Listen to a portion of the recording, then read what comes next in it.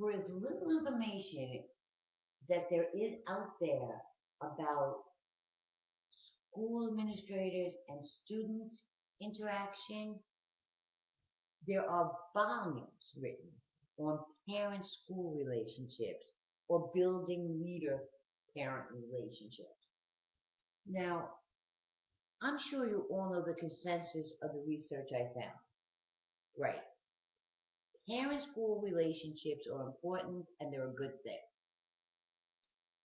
Most school leaders attempt to connect parents to their students' education. They schedule events and hold meetings. They host lectures and have parent-teacher nights. Reflexive leaders know that this may not be enough to build the relationships necessary to connect parents to their child's learning. And as we all know from all that literature, there is a correlation between student achievement and parental involvement. Reflexive leaders look for ways that empower parents and recognize them as equal partners in the education of their child. They don't want just involved parents. They want committed parents.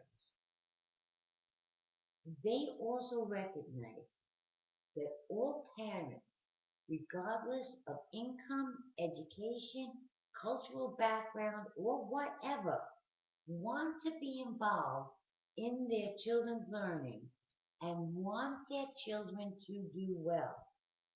It's up to the leader to discover how to create experiences that will make that a reality.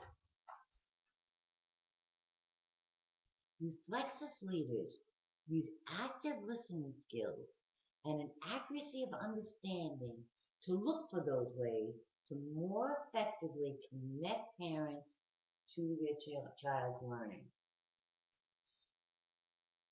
A parent once told me she was furious at the school their other son attended, and I was secretly glad it wasn't my school.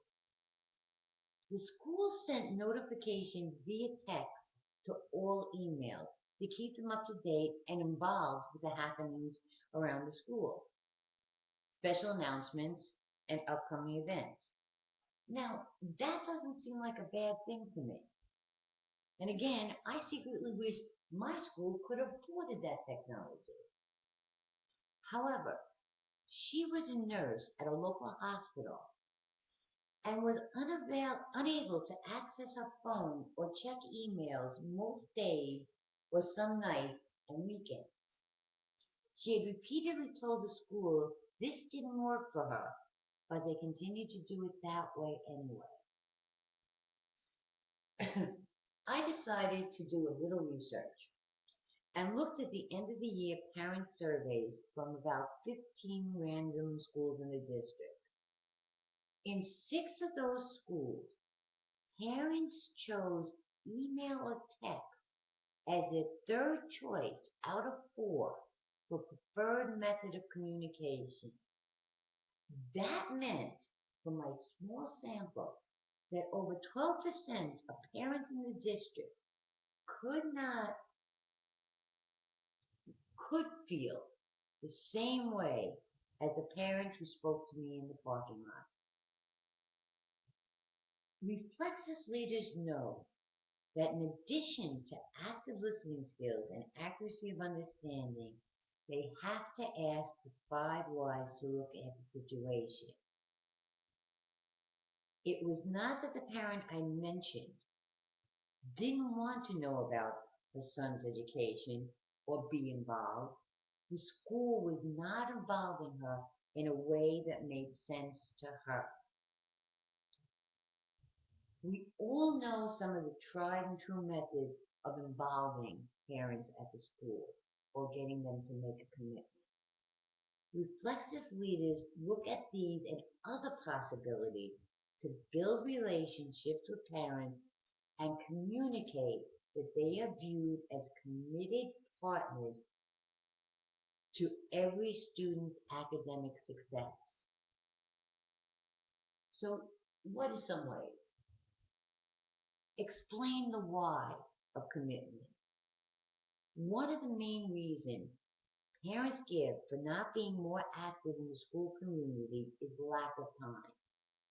One technique to overcome this perception is to ask for a finite amount of time.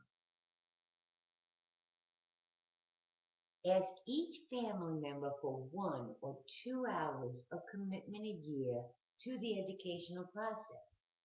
Have a check-off list for parents to choose how they will commit their time. Include a write-in box for personal suggestions of commitment. Embrace a philosophy of partnership and be willing to share power with parents and families. Some parents sit on advisory boards that make important decisions concerning school acquisitions, curriculum, and other areas that have an impact on the school. Reflexis leaders look for other ways to give parents a voice in their education.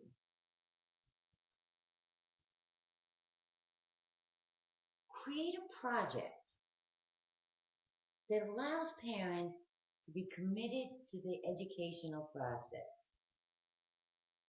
This could be a parent-led, school-wide, cross-curriculum event.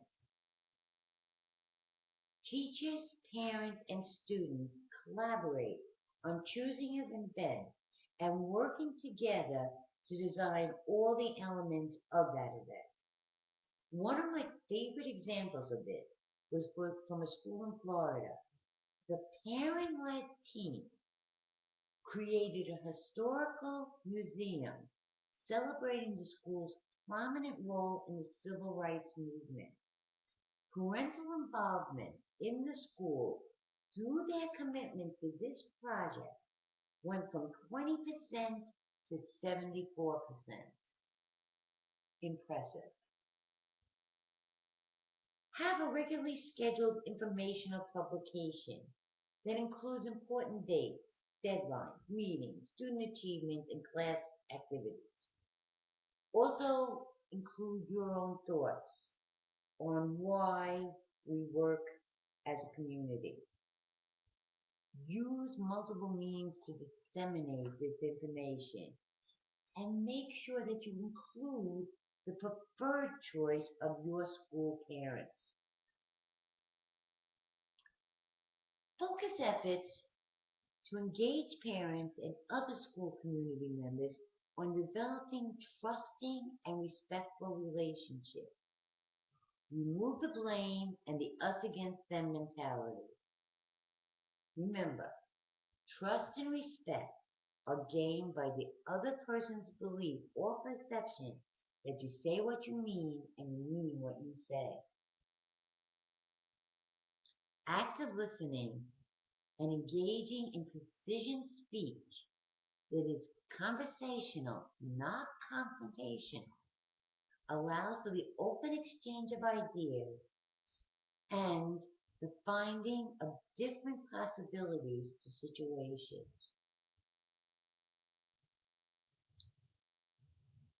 Reflect your commitment and availability to parents. Now, I know most schools schedule some parent meetings during times when working parents can attend. However, one of the difficulties this presents is this is maybe during evening hours, and babysitting may become an issue that keeps parents from attending.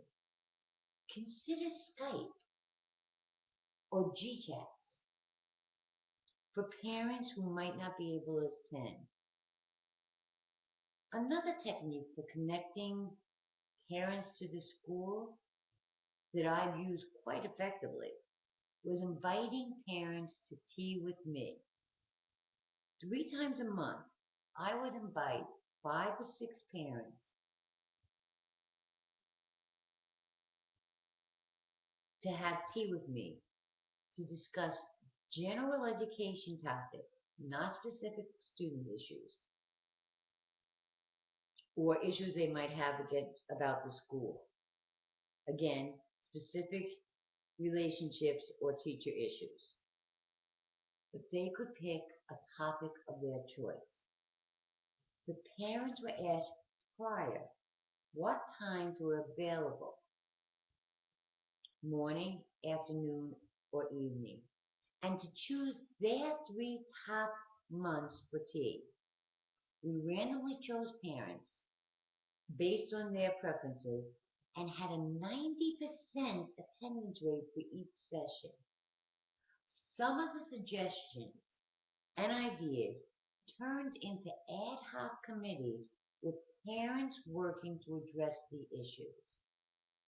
Now, do you have any other ideas that have worked in your school to have parents actively involved and committed to their child's academic success?